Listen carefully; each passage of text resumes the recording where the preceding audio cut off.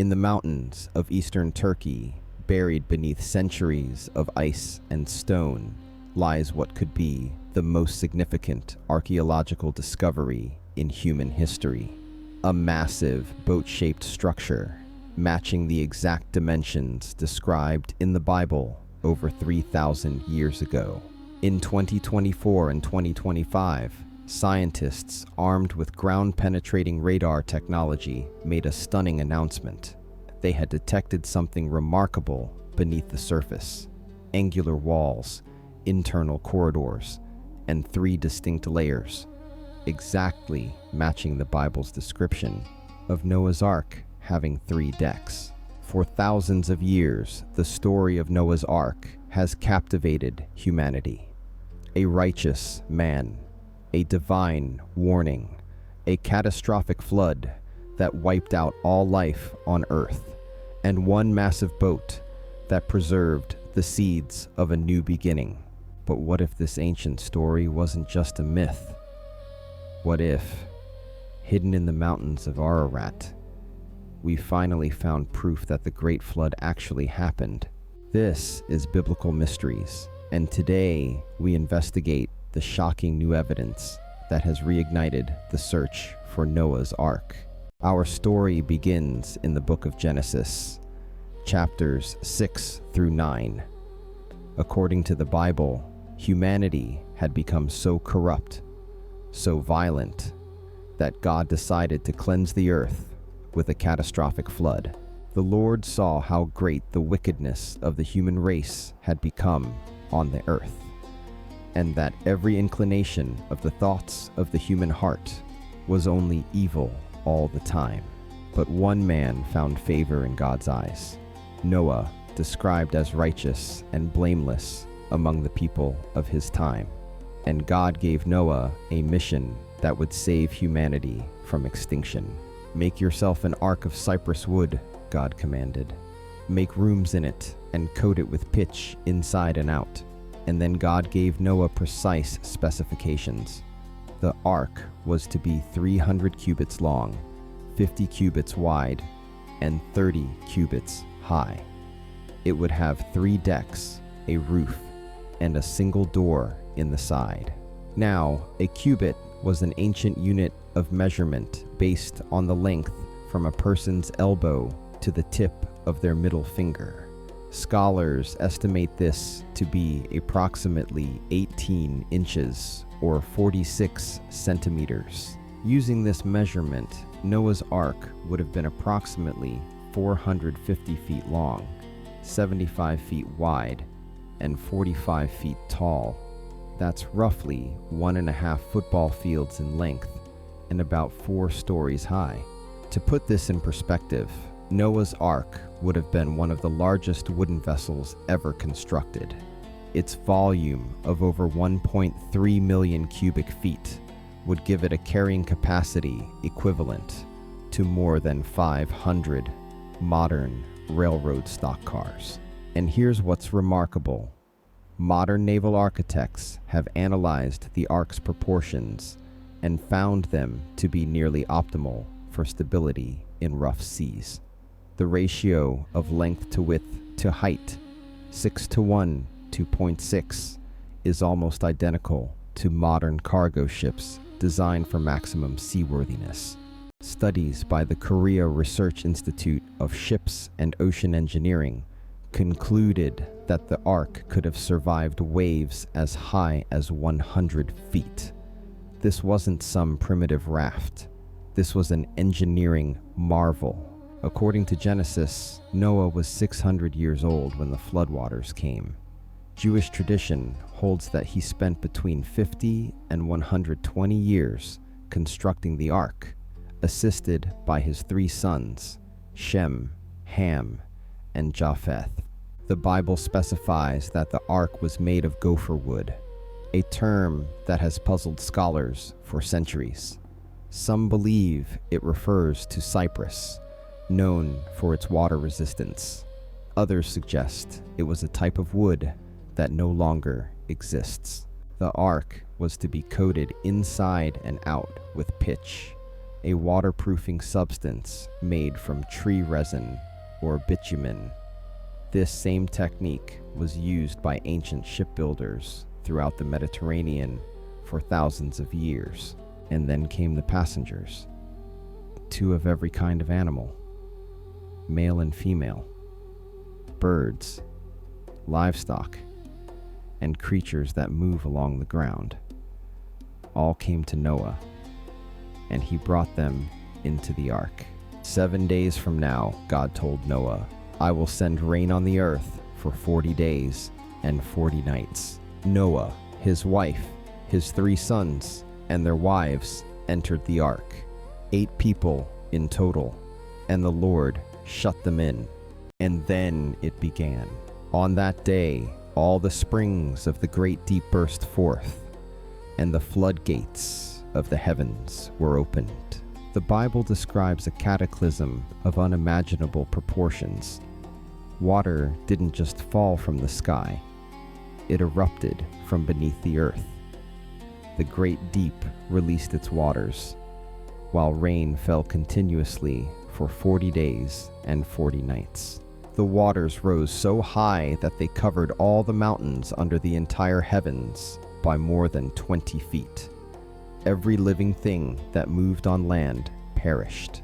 Only Noah was left, and those with him in the ark. The waters flooded the earth for 150 days. And then, on the 17th day of the 7th month, the ark came to rest on the mountains of Ararat. The mountains of Ararat, a volcanic mountain range in what is now eastern Turkey, near the borders of Armenia and Iran. This is where the Bible says humanity began anew. But here's where the story takes a fascinating turn. The biblical flood narrative is not unique. In fact, over 200 cultures around the world have preserved stories of a catastrophic flood that destroyed humanity. The oldest written flood story comes from ancient Mesopotamia. The Epic of Gilgamesh, inscribed on clay tablets over 4,000 years ago, tells of a man named Utnapishtim, who was warned by the gods of an impending flood. Like Noah, Utnapishtim built a boat. Like Noah, he loaded it with his family and animals.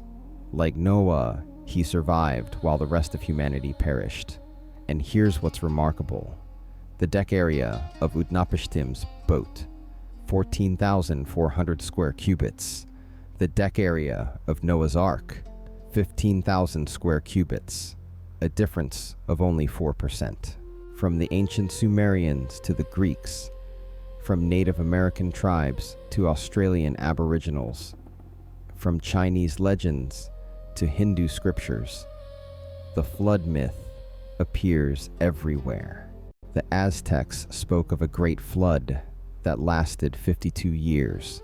The Hawaiian tradition tells of a time when the sea rose and covered all the earth, except for the peaks of Mauna Kea.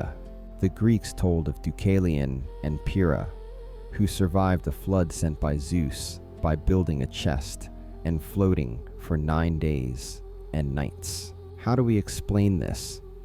How did cultures separated by thousands of miles and thousands of years all preserve memories of a catastrophic flood? Were they all remembering the same event? In 1997, 2 geologists at Columbia University proposed a theory that would change how scientists viewed the flood narratives. William Ryan and Walter Pittman examined sediment cores from the bottom of the Black Sea. What they found was extraordinary. Beneath the salt water of the modern Black Sea, they discovered evidence of an ancient freshwater lake, and above that freshwater layer, a single mud deposit, the kind left behind after a catastrophic flood. Their theory goes like this. During the last ice age, the Black Sea was a freshwater lake, cut off from the Mediterranean by a land bridge at what is now the Bosphorus Strait. As the Ice Age ended and glaciers melted, sea levels rose. Around 7,600 years ago, the rising Mediterranean breached the land bridge, and what happened next was apocalyptic. The Mediterranean poured into the Black Sea basin with the force of 200 Niagara Falls. Every day, the water level rose by 6 inches. Within 2 years, the Black Sea had expanded by 30%. Thriving communities along the ancient shoreline were suddenly underwater. Tens of thousands of people were forced to flee, carrying with them memories of a world swallowed by the sea. In 2000, renowned explorer Robert Ballard, the man who discovered the Titanic, found evidence supporting this theory. Beneath the Black Sea, he discovered an ancient shoreline, Stone Age structures, and tools, all underwater. Ballard also found fossils of freshwater species dating back over 7,000 years. The Black Sea had indeed once been a freshwater lake. Ryan and Pittman theorized that refugees from this catastrophe spread across Europe, the Middle East, and beyond, carrying with them the story of a great flood. A story that would eventually be written down in Mesopotamia and later in the book of Genesis. But what about the Ark itself? If Noah's Ark came to rest on the mountains of Ararat, shouldn't we be able to find it? For centuries, adventurers, archaeologists, and true believers have searched for the remains of Noah's Ark.